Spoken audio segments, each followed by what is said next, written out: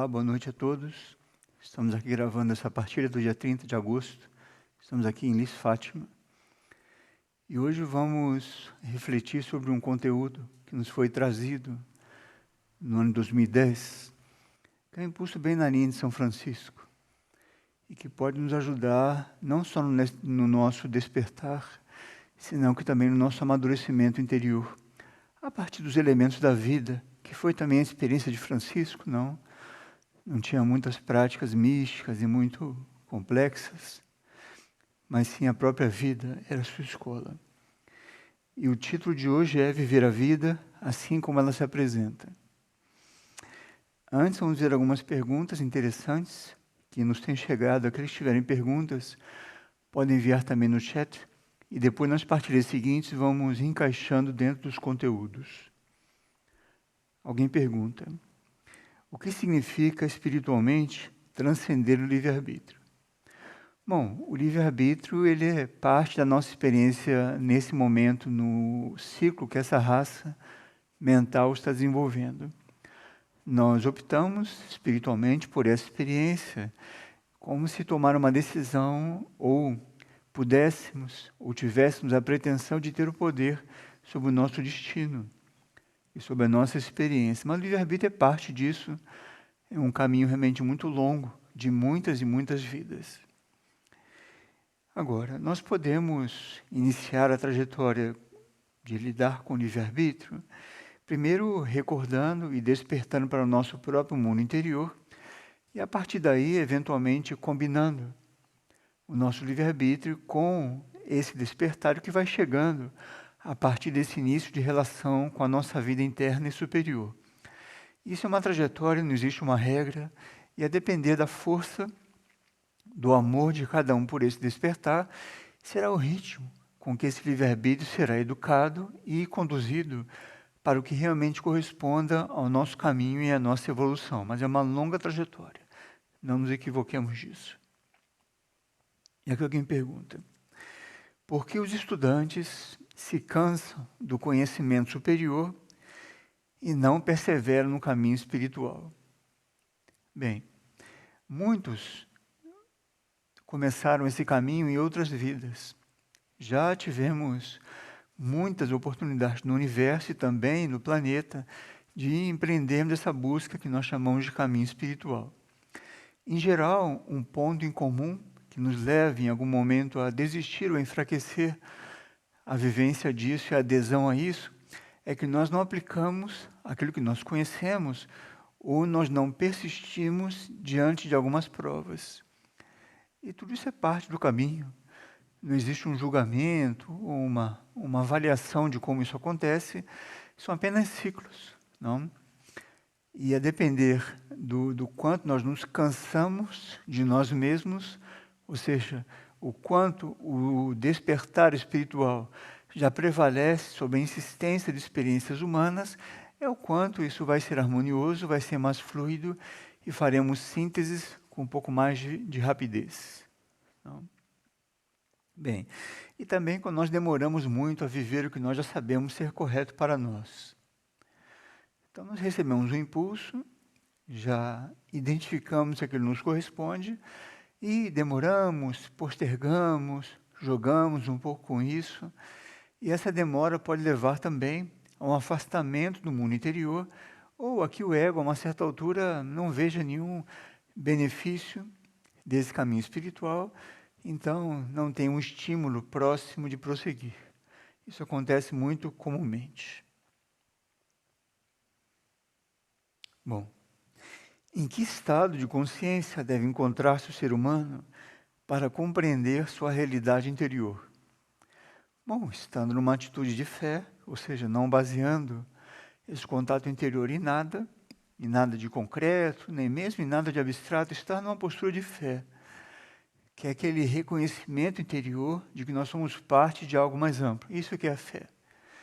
Nós reencontramos dentro de nós algo que está aí, está estável, que nos conecta com algo transcendente e que nos acalma muito no fundo. Realmente nos acalma muito. E combinado a isso, uma atitude de silêncio. Então, estamos na fé, estamos em silêncio, e a partir disso, então, essa realidade interna começa a se comunicar conosco. Já estudamos, não? O tema dos símbolos, dos sonhos, dos números. Então, isso vai se tornando mais amigável a nós, mais frequente, e aí vamos empreendendo aí o nosso caminho. Bem, outra pergunta: que informações necessitam os decididos a servir, movidos por essa luz interior? Bom, controlar a palavra e amar o silêncio podem ser dois impulsos importantes. Controlar a palavra pode querer dizer, nesse contexto, nós falarmos o que é necessário e darmos prioridade à gratidão. Ou seja, nós estamos inteiros, como veremos hoje, diante do que se apresenta a nós. Isso também é controlar a palavra. Não termos aí internamente esse pensamento crítico, ou esse pensamento hipócrita, ou os interesses, não. Tudo isso que vai jogando com a nossa consciência, vai aprisionando, no fundo, e não nos permite interagir com tudo com liberdade. Uma liberdade sã, neutra, serena, elevada, anônima. Não? Então, controlar a palavra. E aí, a partir disso, estaremos aí diante das melhores possibilidades de cada momento, e nesse silêncio, não, e nessa ausência de julgamentos, análises, esses filtros todos, nós vamos então nos aquietando e tudo isso vai se tornando um pouco mais consciente. E essas atitudes, com o tempo, vão nos levando a receber aquelas indicações que necessitamos. Então, como receber informações? É estando nessa posição. Um lugar de simplicidade, de adesão, de muita humildade, gratidão.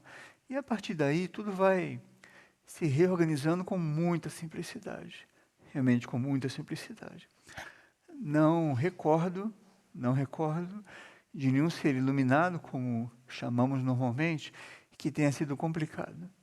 Não, em geral, quando realmente o ser atravessa um certo portal, ele vai se tornando cada vez mais simples, com menos aparatos, menos apoios, que ele já entendeu que o assunto é dissolver-se no todo e não destacar-se do todo e ser mais importante do que realmente é.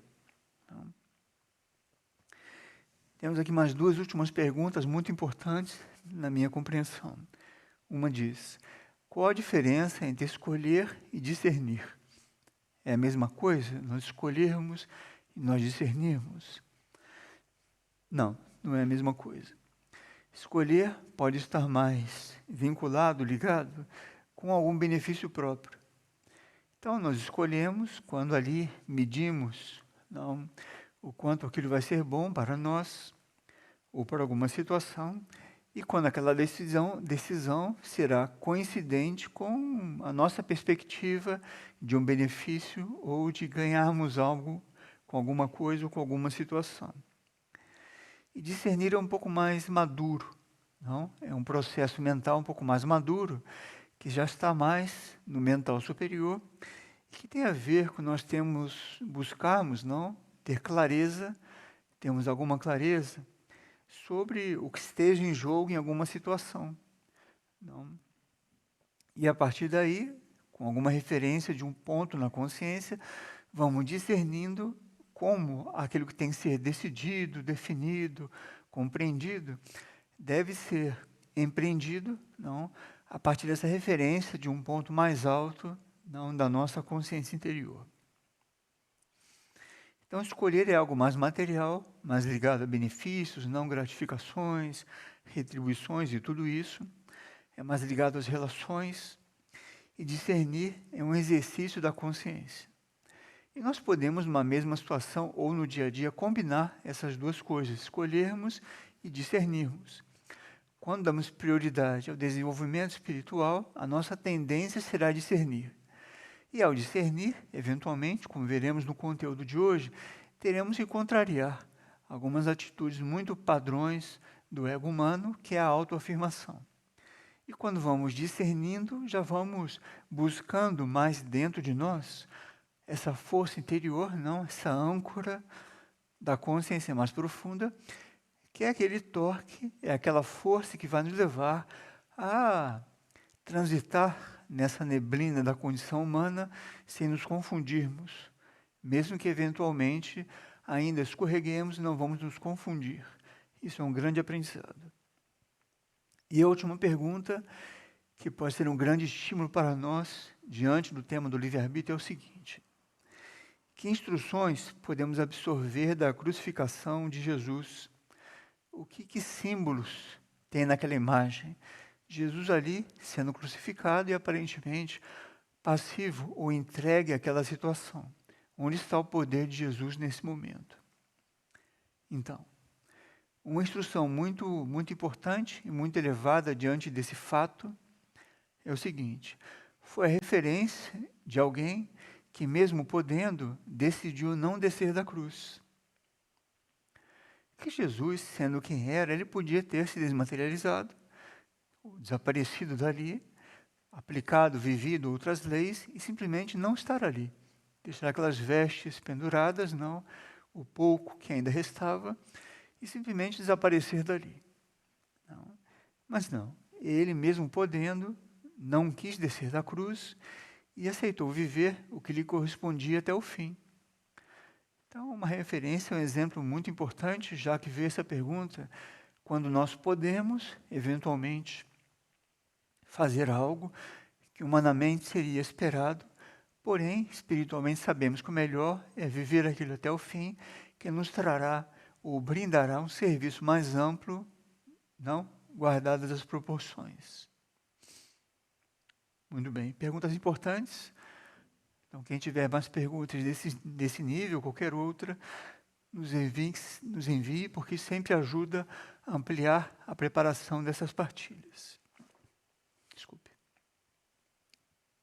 Bem, inevitavelmente, nós somos criados, não, e educados na nossa civilização a criarmos expectativas, não, a desejarmos experiências e fazer do processo da encarnação um processo de ou uma repetição do que já vivemos em outras vidas, ou, enfim, empreendemos aí algum tipo de experiência. E com isso, o potencial evolutivo de cada encarnação, ele fica muito restrito. E fica restrito porque nós vamos sempre pela linha do livre-arbítrio e pela linha do condicionamento que o karma nos traz. Isso limita muito o processo evolutivo como um todo. E a cada encarnação, como nós conhecemos, não pela espiritualidade clássica, é como se a alma vivesse uma amnésia. Mesmo uma alma antiga, ou seja, uma alma que já está em contato com os instrutores internos, lembra da última partilha? Com o instrutor do mundo e tudo isso, essa alma, quando ela encarna, ela atravessa um primeiro momento de adormecimento, uma amnésia, para ter ali uma eventual nova oportunidade de reconstruir muitos caminhos e muitas trajetórias. Bem, então, nós trazemos um karma de experiências anteriores e também do universo. Então, a cada encarnação é uma oportunidade de nós retomarmos algum ponto que nós tenhamos parado ou interrompido numa vida anterior, ou mesmo no cosmos, e aquilo, então, tem ali um ciclo de despertar e de oportunidades. Então, quando nós despertamos para o nosso mundo interior e desconfiamos que existe algo mais amplo, nós necessitamos, inevitavelmente, confrontar, digamos assim, a nossa vontade própria e começar a desconfiar dessa vontade própria. Começar realmente a buscar outros caminhos e outras posturas que nos ajudem a vislumbrar no momento presente, como dizia, possibilidades que estão aí na nossa vida normal, do dia a dia, mas que estão aí filtradas por esse olhar do livre-arbítrio e da autoafirmação. E bem entendido, isso não deve estar misturado com autocomiseração nem com vitimismo. Não. Porque o que veremos em seguida, que Francisco de Assis nos trouxe, não é um estímulo à autocomiseração, muito menos ao vitimismo, mas sim de alguém que já sabe o que significa o filtro do egoísmo humano, desse exercício não, do egoísmo humano, e como isso realmente dificulta muito nós nos liberarmos do que classicamente, na espiritualidade, é chamado da roda das encarnações. Bem,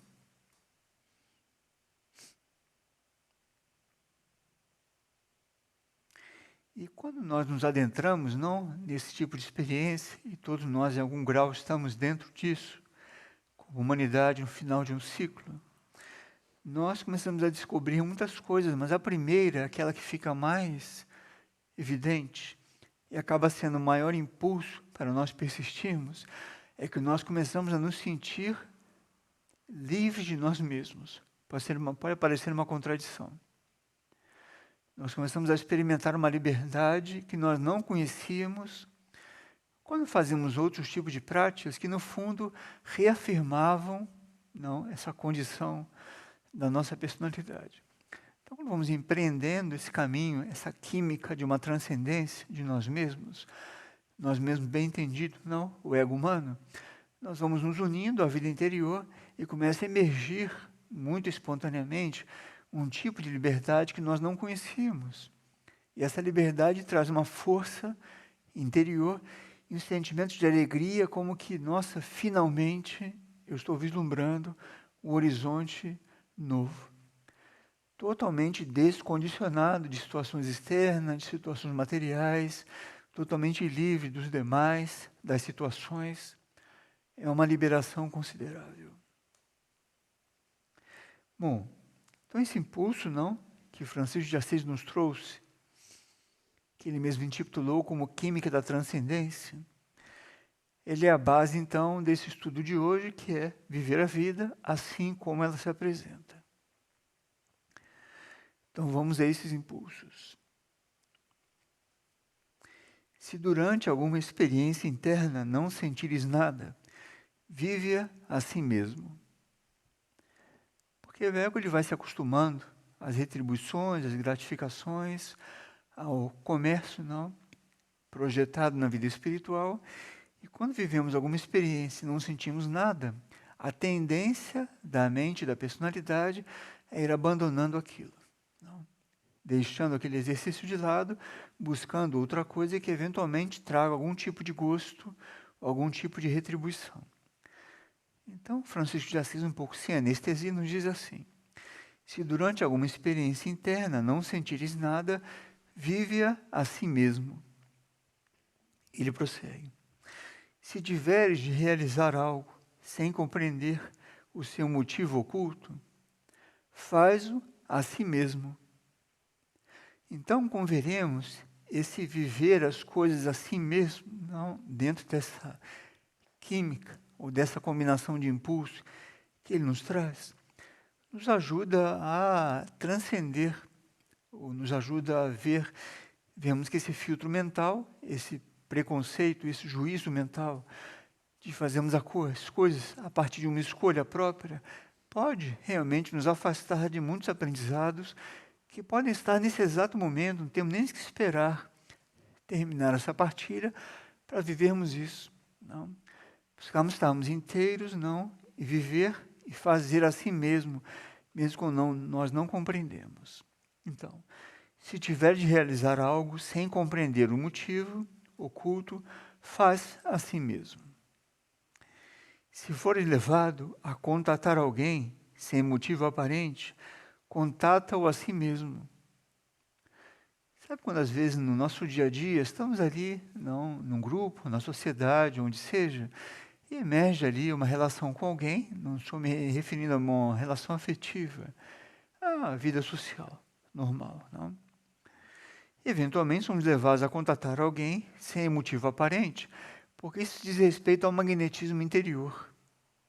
Pode haver um vínculo com aquela consciência, ou eventualmente o nosso anjo da guarda pode até estar em contato com o anjo da guarda daquele outro, e através daquele vínculo, daquela situação, ali acontece uma química, um processo evolutivo, e uma relação que pode se tornar algo ali construtivo para ambos. E ele prossegue: se tiveres de decidir algo pelo bem comum, que exige, que contrarie o teu ego, decide a si mesmo. Isso é muito importante, ou poderia ser muito importante, tanto na vida familiar, social e mesmo nos grupos espirituais. Porque, em geral, nossa decisão é baseada, de novo, naquilo que nós, ou quando nós, vemos um benefício para nós mesmos. Então, vamos comercializando com a vida e tomando aquelas decisões não, que correspondem a um benefício próprio. E aqui diz, se tiveres de responder algo diferentemente de como é o impulso anterior. Se tiveres de decidir algo pelo bem comum, que exija que contrarie o teu ego, decide a si mesmo. E nós contrariamos o nosso ego, não o exercício do egoísmo, quando nós pensamos no outro, ou no bem comum, ou se o que nós estamos decidindo vai promover algum tipo de benefício ou construção para outros e para as situações e não para nós mesmos. É um impulso bastante importante, muito básico. E ele prossegue. Se tiver de responder algo diferentemente de como teu ego responderia, responde a si mesmo. Esse é um ponto mais oculto, um pouco mais abstrato, e nem todos percebemos. Porém, quando estamos nesse processo, não do despertar espiritual, observemos o seguinte: estamos tratando de alguma situação ou de alguma circunstância na qual envolva a nossa consciência. E ali a tendência do nosso ego diante de algo é responder de um jeito ou assumir uma posição. Porém, claramente nós percebemos, num plano de fundo, a consciência trazendo um outro impulso. Já viveram isso? E começa aquela batalha interior. Bom, eu vou no ego, na mente, no livre-arbítrio, ou eu vou seguir aquilo que muito sutil e muito neutramente, e aqui vai uma desconstrução para o ego, porque isso não vai lutar com o ego. Não. A não ser que a gente primeiro raio, mas são muito poucos. Então isso vem assim muito sutilmente, não se aproxima, como um pássaro no meio de uma cidade. Ele está ali com seu canto em cima de uma árvore, e a grande maioria não se apercebe disso. Essa voz interior vem, nos dá uma indicação diante de uma situação, e se estamos atentos, começa um embate dentro de nós entre, puxa, isso me contraria, ou contraria o meu ego. Então aqui Francisco nos ajuda. Se tiver de responder algo diferentemente de como teu ego responderia, responde a si mesmo. Então parece algo um pouco insignificante, porém se nós vamos empreendendo, não, esse processo da escuta interior, dessa vigilância interior, com o tempo a nossa alma vai encontrando espaço para conter a autonomia dos movimentos dos nossos corpos. Isso eu preparo para as iniciações, eu preparo para a expansão da consciência, então é muito importante. E por incrível que pareça, sempre que nós estejamos lidando com os assuntos da consciência, do despertar interior, da vida espiritual, dos exercícios espirituais, sempre nesse momento existe esse embate entre a nossa consciência profunda e a nossa consciência periférica, ou o ego e a personalidade. Esse impulso é importante. E aqui prossegue. Se um irmão, seja um próximo, disser algo que contrarie teu modo de pensar, aceita-o a si mesmo. Então, aceitar nesse impulso não é nós nos submetermos a algo que contraria a nossa consciência. Aqui pode ser que a hierarquia esteja nos sugerindo um tipo de exercício que é, antes de entrar no embate, não, com uma outra perspectiva, aceita, acolhe, escuta, deixa aquilo tocar a tua consciência, vai haver aí uma química, um processo interior, e você vai ter a sua postura interior. Não? Então, se o irmão, um próximo, disser algo que contrarie teu modo de pensar, aceita-o a si mesmo. Então, imagine se a cada situação do dia, independente do desfecho dessa situação, nós pudéssemos, mesmo escolhendo ou discernindo sobre algo, pudéssemos ter esse exercício de aceitar internamente, não, é um processo na consciência, aceitar internamente algo que eventualmente contraria a nossa maneira de pensar. E, olha, isso para a mente é um exercício gigante. Nós aceitarmos algo que contraria a nossa maneira de pensar é um exercício considerável. Não? que nessa raça mental, a nossa mente é essa fortaleza, aspas, não, que aparentemente guarda todo um castelo interior, mas é muito frágil. É muito frágil.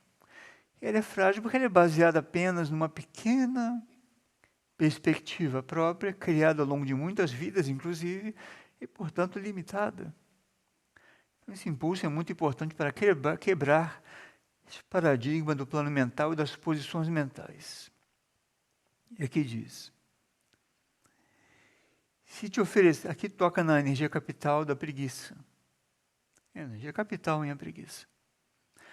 Francisco de Assis nos dizia, se te oferecerem uma tarefa que te exija empenho e esforço, execute-a a si mesmo. Que tem uma inércia implantada na consciência humana, não? E a civilização está caminhando cada vez mais para essa inércia. O que é a inteligência artificial? Sem dúvida que pode eventualmente ajudar em muitas coisas, não que são mais mecânicas, que não exigem qualidade, discernimento, valores, não, profundidade. Então, pode ser uma ferramenta importante. Mas isso vem de um lugar da consciência humana um pouco frágil em termos dessa profundidade. Não? É algo muito imediatista e, portanto, baseado em dados, baseado no passado, baseado em referência. Então, esse tema da inércia, ele vai longe, não, e está causando em nós uma dessensibilização de tudo que se apresenta para nós no dia a dia, que tem vida, que tem uma certa dimensão, tem profundidade. Convida a uma relação, não, nos convida a um processo para chegar a uma situação. Então, se te oferecer uma tarefa que te exija empenho e esforço, execute a si mesmo, é isso, é mobilizar um potencial, não, um potencial que em geral está adormecido. Não, isso é conhecido até na mecânica, não é, do exercício físico. Você vai se acostumando o músculo com um certo peso, um certo exercício, a uma certa altura que ele não faz mais efeito nenhum, a não ser manter num certo nível, não é mais um estímulo para o desenvolvimento. Então esse impulso aqui ele vai quebrando aí essa tendência, a inércia que todos nós temos. E que impede ou dificulta que nós possamos ver o potencial de cada momento, a vida assim como ela se apresenta, e ali mobilizar eventualmente um tipo de empenho e esforço, que depois veremos o benefício disso, especialmente espiritualmente. E aqui é algo ligado com aquela pergunta que a pessoa fez sobre por que muitos abandonam o caminho. Francisco aqui também nos ajuda. O impulso diz, se a orares, nada perceberes, ora a si mesmo. Então, é muito conhecido esse apego, não, que os praticantes têm, ao bem-estar, inclusive, que sentem com as práticas espirituais, seja quais forem. Ou oração, ou yoga, ou tantas outras, uma meditação. Então, se orares e nada perceberes, ora a si mesmo. Então, todo esse assim mesmo, não, que Francisco nos traz, é para que nós possamos ir além desse filtro, não, dessas decisões, das opções que a nossa personalidade faz no dia a dia e que estão realmente dificultando muito nós possamos absorver ou perceber o potencial que a vida nos traz nesse momento. E vejam, nesse momento, esse momento, se alguém pensa, bom, então quando terminar essa partilha, eu vou começar a exercitar isso. Tá bem, naquele momento será o momento presente naquele momento, percebe? Não existe outro momento senão esse momento. É a nossa mente que joga com essa cronologia por essa inércia. Nós não queremos mobilizar no momento presente todo o potencial que esse momento presente traz. É que diz, algo ligado aqui com o impulso da fé. Se nada vires, ao dar um passo indicado, dê o passo a si mesmo. Nós vamos, não, ingressando no caminho espiritual, sempre com uma calculadora no bolso, né? Vamos calculando os benefícios, não, o que eu ganho, o que eu perco. Muito bem, aqui diz, se nada vires, ao dar um passo indicado, Então aqui indica também, ou melhor, pressupõe a obediência. Então, nós amarmos realmente a vida interior, sem obediência, nem iniciamos esse caminho.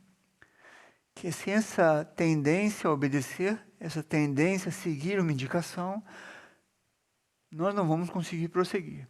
E sem o amor, sem nós começarmos a perceber que isso inclui o nosso ser, só que eventualmente não vai incluir a nossa personalidade. Esse é o embate que todos nós vivemos. Se não vires nada, ao dar um passo indicado, dê o passo a si mesmo. Que depois de dar o passo, é que nós veremos aquele horizonte que vai se descortinar ao darmos um passo. Então, muitos também desistem do caminho espiritual a uma certa altura, porque ficam só na recepção de indicações ou de informações, ou vão acumulando conhecimento, mas não aplicam esse conhecimento. Não dão o passo que é percebido internamente. E não é um passo assim, puxa, então tem que mudar de cidade, mudar de país, mudar de vida. Sim, pode ser que também isso a uma certa altura aconteça, mas um passo internamente é algo muito mais próximo de nós e acontece várias vezes por dia. Se a nossa intenção é dedicar a nossa consciência para uma expansão e para o despertar espiritual, a cada momento a nossa consciência vai reunir a melhor condição para nós darmos um passo que está sendo indicado. Então não façamos do passo indicado um evento. Não. Alguém fazendo assim para nós, nossa, que passo importante, nossa, que decisão nobre. Não, é a vida diária, assim como ela se apresenta, sempre tem um passo sendo indicado e temos que obedecer. Agora temos que estar muito atentos a isso, muito sensíveis e amando muito esse processo como um todo. E quando não vemos nada ao dar esse passo, damos a si mesmo, em seguida veremos a diferença disso. Como dizia, uma das mais importantes é um sentimento de liberdade interior. Começamos a ver que a nossa vida não estará mais condicionada ou aprisionada, não, pela nossa personalidade. Isso é uma liberação considerável. Se durante as provas a mente insistir em explicá-las e controlá-las, aceita as provas a si mesmo. Então, essa persistência, esse assim mesmo, não que Francisco de Assis enfatiza tanto, é muito importante, porque vejam, quando vêm as provas, os desafios, a tendência é a mente logo começar a defender ou a justificar alguma postura que ela quer defender, e nós acabamos não vivendo e aceitando as provas a si mesmo. Até mesmo evitamos as provas que, paradoxalmente, foram atraídas pela nossa própria decisão de ver o caminho espiritual. Isso é importante compreender bem o que é o caminho espiritual dentro da nossa compreensão, porque senão ficamos num jogo. Sempre que não for afim, ou sempre que não coincidir com a nossa vontade humana e a personalidade, nós vamos abandonar o caminho. Vamos achar que esse caminho não serve mais. Então vejam quantas armadilhas não estão aí na trajetória desse despertar espiritual. Então, se durante as provas a mente insistir em explicá-las e controlá-las, aceita as provas a si mesmo. Então, uma tendência muito quase que automática da mente e do ego de controlar as situações vai se repetir no momento de uma prova. Ou seja, controlar aquela prova para podermos ter a sensação que temos o comando sobre aquela situação. Imagine se o ego vai se permitir transcender a si mesmo. Não vai acontecer. Nesse processo, quando ele é autêntico, que vem de dentro para fora, e não naquelas práticas antigas, não, de autocomiseração, onde a pessoa promovia para si mesmo um sofrimento, ou se feria fisicamente, ou privava o corpo, ou os corpos do que necessitava. Isso são práticas muito antigas, quando a humanidade era muito mais densa do que hoje. Não é disso que se trata. Quando uma prova vem, ela pode ser inclusive a resposta do universo para nossas aspirações. Nós pedimos tanto a Cristo, não é? Pedimos tanto à hierarquia, pedimos tanto a Deus ou ao universo, como queiramos. Ou como for mais próximo a nós, essa relação. Então aquilo começa a relacionar conosco e trazer a circunstância de podermos nos relacionar com isso de uma maneira mais madura, não de uma maneira egóica e pessoal. E quando isso vem, a tendência da mente é querer controlar isso, não, e aí não vivemos todo o potencial que isso eventualmente esteja trazendo. Se resolver algo baseado em sua natureza profunda, isso contrariar suas tendências mentais, segue a indicação a si mesmo. Então, um pouco ligado com aquele ponto anterior da mente. Se resolver algo baseado em sua natureza profunda.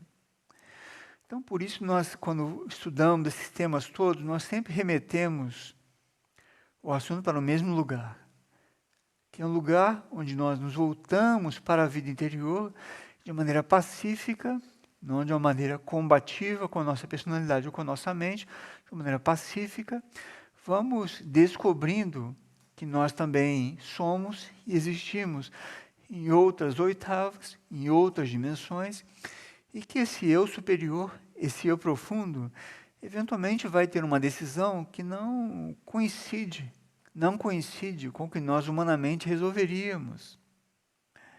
E vejam como isso é importante, porque, de novo, esse é o processo que a humanidade como um todo está vivendo, porque a humanidade chegou no momento de viver uma expansão de consciência. A humanidade não é um indivíduo ou outro, como antigamente, ou um grupo ou outro, como antigamente nos ashrams. Hoje a humanidade está vivendo o preparo para uma expansão de consciência a partir, não, dessa promessa ou desse evento, ou dessa profecia que é o retorno de Cristo, a segunda, não, incursão da consciência de Cristo no planeta. Isso vai trazer uma expansão de consciência para a humanidade como um todo considerável. Esse processo está em andamento. E essa fricção toda, conflitos, guerras, polarizações que nós vemos, é resultado também dessa aproximação. Isso vai ingressando e vai estimulando o processo de definição. Ou nós estamos com isso, Jesus não disse, ou você está comigo ou você está contra mim, não existe aí um meio de caminho.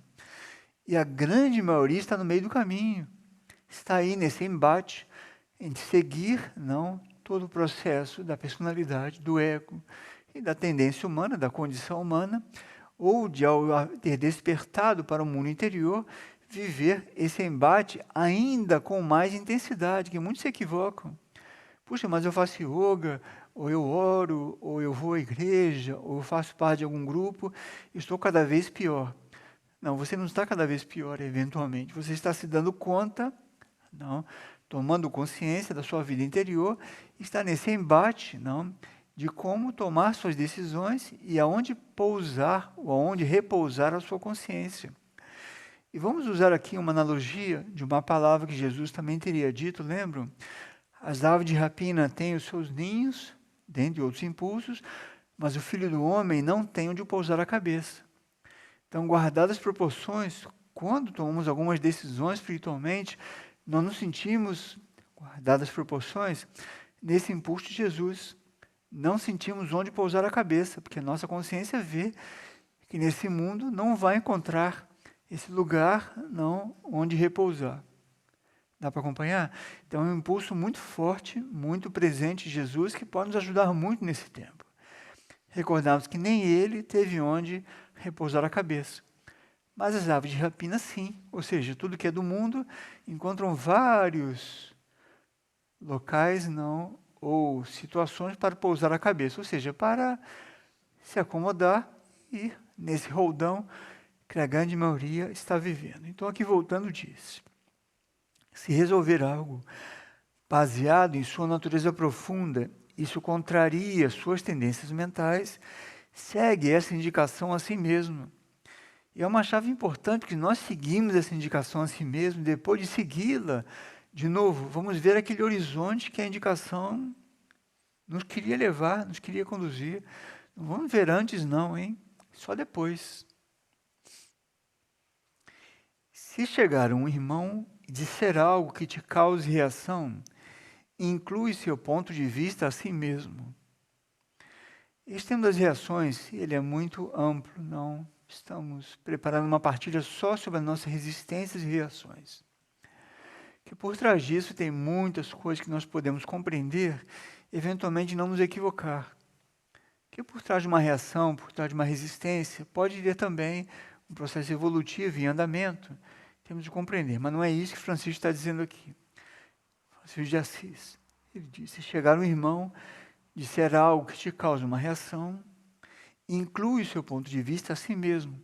Incluir não quer dizer que isso vai ser correto ou incorreto, vai prevalecer ou não.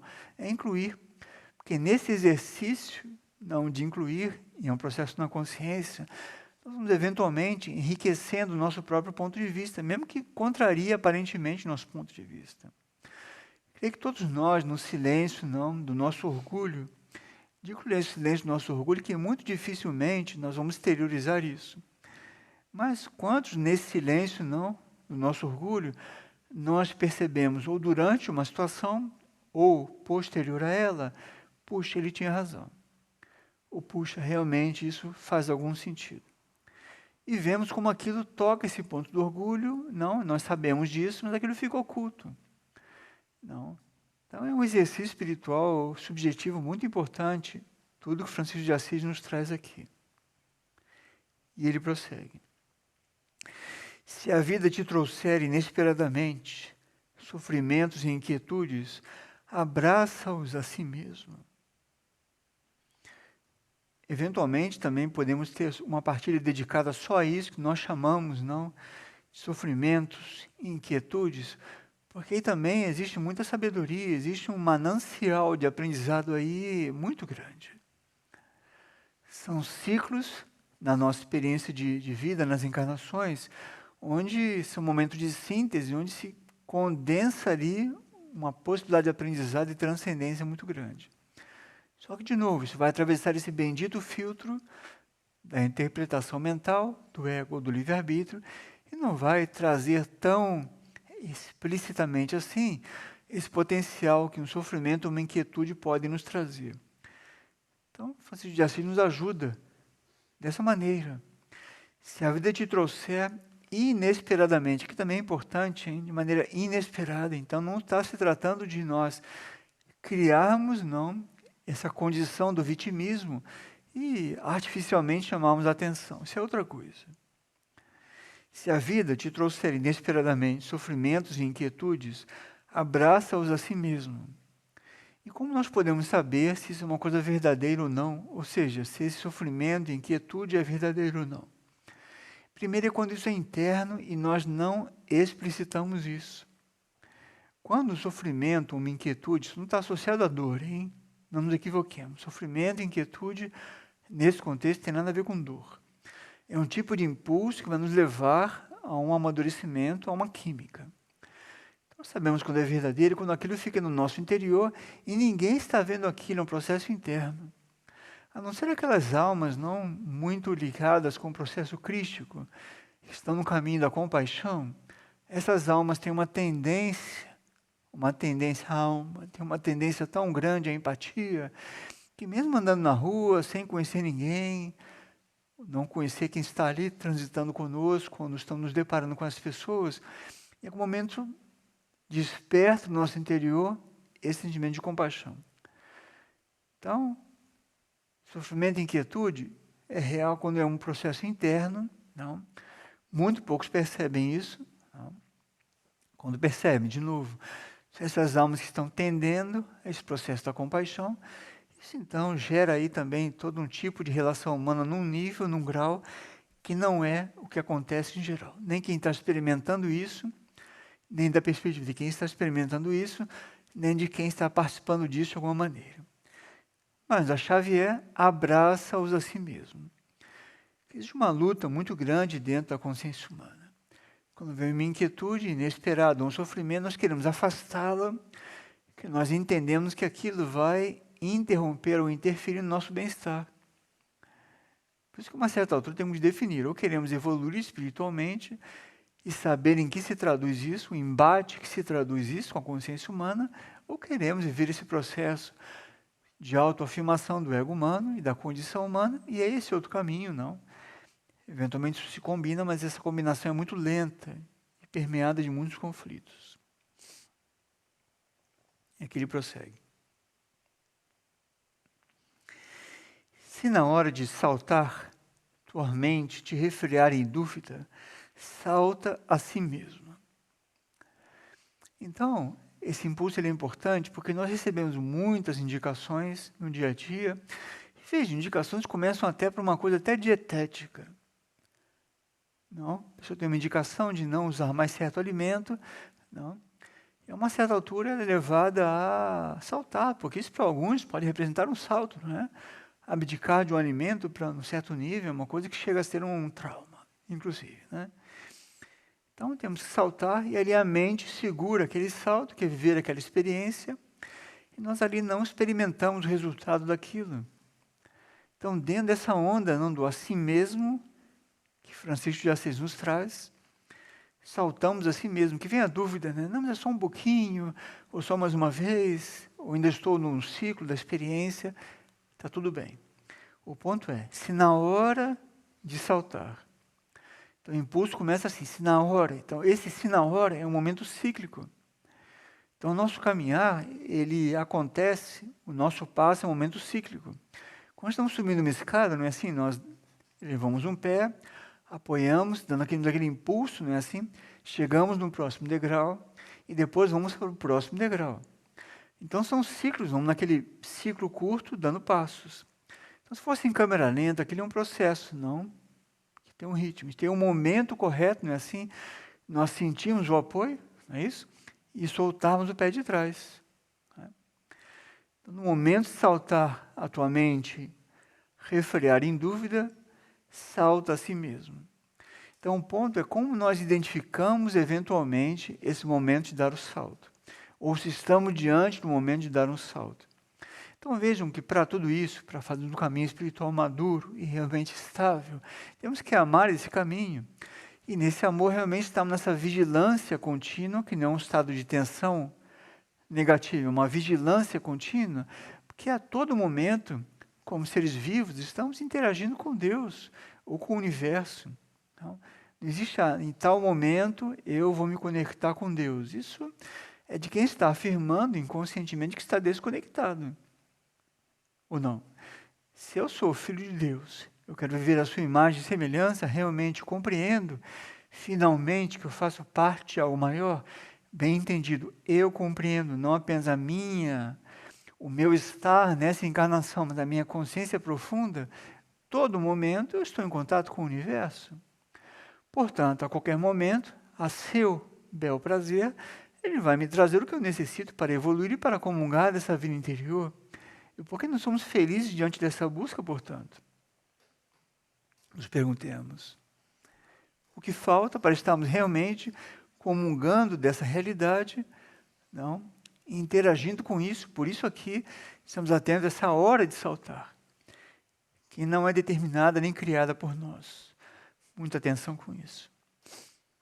É que diz, se algo te solicitar e não vires ali proveito próprio, atende a si mesmo.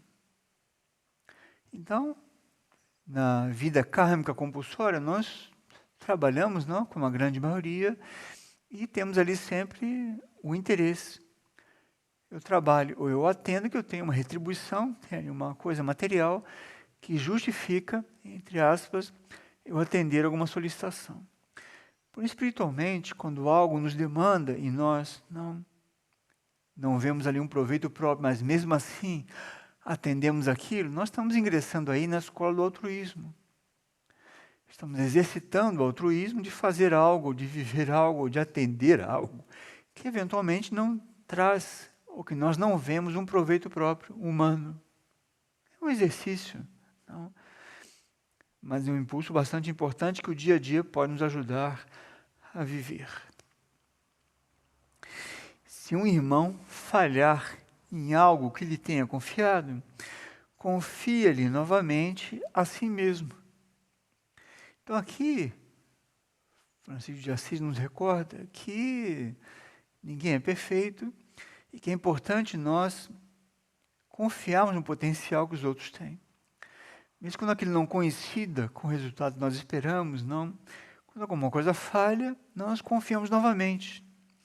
E o que está oculto aqui nessa química é nós, ao confiarmos novamente, ali agregarmos algo que ajude aquele irmão a eventualmente falhar menos. Ou eventualmente não se equivocar no mesmo ponto, pelo menos. Falhar de outra maneira. Isso é o processo evolutivo, isso seria o que nós chamamos de acompanhamento. Algo muito raro na humanidade de hoje, então, muito raro. Se um irmão falhar em algo que lhe tenha confiado, confie-lhe novamente a si mesmo. Que a humanidade é muito vingativa, não? Muito vingativa. Então temos uma coisa muito arraigada na natureza humana de nós queremos punir o outro, retirando-lhe a oportunidade. Isso contraria completamente o que nós chamamos de redenção. Então a redenção é quando nós somos levados a uma situação que no passado tenhamos tomado uma decisão eventualmente equivocada para o nosso nível possível de consciência e que nesse momento se representa para tomarmos uma outra decisão, ou fazemos uma outra escolha, e redimimos aquela decisão anterior. E para isso temos que ter oportunidade, senão não vai acontecer essa situação.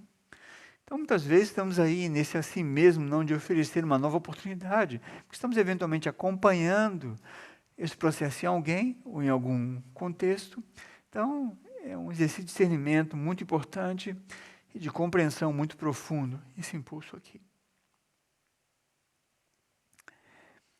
E aqui tem algo também que causa no ego e na personalidade uma inquietude, muito superficial, mas causa. Se um irmão, um próximo, executar de forma inesperada e com sucesso uma tarefa, aproxima-te dele e aprende algo a si mesmo. Porque a consciência humana é tão orgulhosa que quando alguém executa algo não com êxito, emerge em nós eventualmente uma comparação. Nós temos uma tendência muito que brota de um lugar muito, desculpa a palavra, muito sujo dentro de nós, do subconsciente ou do inconsciente, de ou rejeitar aquilo, ou nos comparar com aquilo, ou querer ali gerar um processo crítico, sempre encontrando um defeito naquilo. Já se viram nessa situação? É muito normal. Não vou nem perguntar, porque é normal, sem falar que não vive isso, está mentindo, não? Então, se o irmão executar algo de forma inesperada e com sucesso, aproxima-te dele e aprende algo a si mesmo. Então imagine o grande exercício que poderia ser para a consciência humana, egóica, encarnada, exercitar isso a todo momento. Chegar até a admirar como os demais executam algo que nós, eventualmente, fazendo melhor ou não, vemos que tem um traço ali, uma nuance, tem um matiz nessa execução daquilo que nós não podemos fazer e que traz e enriquece a nossa própria experiência. Tanto pela gratidão, pelo reconhecimento, não é um elogio e reconhecimento, é uma coisa, elogio é outra. Pelo reconhecimento, não. Isso vai criando uma empatia e uma colaboração e uma cooperação. Então, nesse impulso aqui, existe uma fundação muito sólida para o processo que nós chamamos de cooperação. Também, a seu momento, merecerá só uma partilha dedicada a isso. E aqui ele muda, não? Esse foi o último a si mesmo, ele muda o tipo de impulso, ele diz. Se entre gostos e desgostos aprenderes a seguir adiante, se entre certezas e dúvidas te mantiveres neutro, se nas angústias e deleites se sentires observador, se nas provas diárias lembrares dos votos que fizestes e sorrires, se na realização de algo lembrares que não és dela o autor, mas o meio, se nas decisões incluíres pontos de vista inesperados e contrários à tua natureza humana, se obedeceres mesmo que contrariado e cumprires algo da melhor maneira e até o fim, se não te lembrares de colher os frutos de tuas ações. Tem fôlego ainda para escutar? Porque isso para o ego é difícil, hein? Difícil. Se saudares as provas com a mesma alegria que saúdas momentos de clareza. Se conseguires realizar algo sem dele te apoderares, se na dor alheia sentires em tua pele o calor da prova e buscares alívio para o que sofre, se nada temeres e nada desafiares, mas fores ao encontro de tudo com fé, tudo isso pode indicar que entre o meu coração e o teu começa a fluir o líquido precioso. O que será esse líquido precioso? Pode indicar que o amadurecimento de um fruto longamente aquecido por nós são esses irmãos não mais maduros, essas hierarquias que nos acompanham. Pode confirmar que a persistência nas leis conhecidas é um caminho seguro. Pode ensinar-te que é no autoesquecimento e na autonegação que se encontram muitos degraus inesperados. Que importante isso, hein? Pode ensinar-te que é no autoesquecimento e na autonegação que se encontram muitos degraus inesperados. Imaginem se os pescadores aqueles da Galileia sabiam minimamente o que ia acontecer em seguida. Sequer quem era exatamente aquele Galileu, né? O que Jesus lhes disse? Você quer me seguir? Negue-te a ti mesmo e me siga.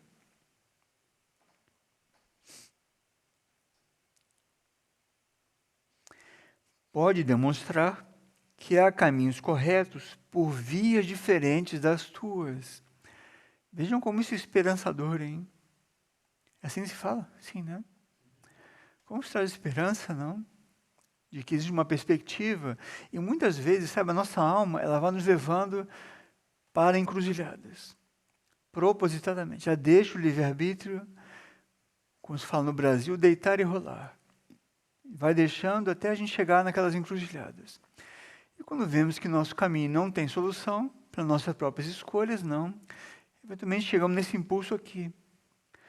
Pode demonstrar que há caminhos corretos por vias diferentes das tuas. Por isso é importante a vida grupal evolutiva, porque isso é uma combinação de esforços muito rica, especialmente internamente, muito rica. E aqui diz, pode lembrar-te que nossa mão estará sempre contigo e que nosso toque sempre estará a teu alcance quando negares a ti mesmo. Pode indicar que chegou a hora da redenção. Assim ele conclui. Então, uma consciência tão simples, não? Foi um exemplo humano para todos nós, tão simples, tão fraterno, tão único, do ponto de vista da relação com os reinos, não? Tão único. Muito poucas hierarquias encarnadas realmente tiveram uma relação com os reinos como Francisco de Assis teve, porque era sua tarefa mesmo. Trazer todo esse impulso da criação e manifestar, não, em primeira pessoa, um grau de relação fraterna como ele viveu. E esse negares a nós mesmos não vai pela via, de novo, da comiseração nem do vitimismo. Então, muito cuidado ao começarmos aí a criar exercícios de negação de nós mesmos artificiais. A vida vai nos levando a isso, a vida vai nos colocando diante dessas situações, e o que ele trouxe antes, não ver a vida assim como ela se apresenta, nesse impulso do assim mesmo, vão criando uma condição no dia a dia, porque isso é a vida, isso está diante de nós nesse exato momento. Então vamos aí, muito naturalmente, criando uma condição para isso acontecer, e seguramente, quando essas consciências que nos acompanham, chamamos de hierarquias, nosso anjo da guarda, nosso mundo interior, perceber que realmente o caminho já se abriu para esse a si mesmo, seguramente tudo que foi dito aqui em seguida não vai começar a acontecer. E ao começar a acontecer, temos que nos consolidar dentro disso, e vamos ter que viver uma etapa, que é uma etapa muito necessária, uma primeira prova, uma das primeiras provas, Porque nós achamos que já chegamos em algum ponto. Nós começamos a exercitar isso, sentimos a liberação de nós mesmos e achamos então que já chegamos em algum lugar. Então, refiro aqui ao primeiro trabalho de Hércules, o trabalho com as éguas devoradoras de homens. Quando Hércules ali captura essas éguas, e em vez de ele levar essas éguas para um lugar seguro, a analogia é, nós conduzimos as nossas forças mentais para um lugar seguro, que é o nosso mundo interior, nós os entregamos para a personalidade. Então, Hércules pega aquelas éguas devoradoras de homens, entrega na mão do ego, e o ego não tem força para lidar com aquilo, e devora novamente toda aquela população. Então, revejam, reestudem. Inclusive, faço aqui uma propaganda, um momento de propaganda da Ridinha Editora. Foi lançado o audiolivro dos trabalhos de Hércules, então escutem. Éguas devoradoras de homens. Então, nesse trabalho ali está uma chave de não nos iludirmos quando começamos a ingressar nesse processo que nós estudamos aqui hoje. Sim. Então, vamos agradecer muito a Francisco de Assis. Hoje é uma consciência conhecida como Cthulhu. Ele era conhecido antigamente na espiritualidade clássica como Kuthumi. Então, as hierarquias vão não mudando de nome, não é isso. Elas vão ampliando a sua tarefa, o nome corresponde a uma tarefa que nós temos no universo. Vamos exercitando, esses nomes humanos também, que acabam trazendo alguma simbologia.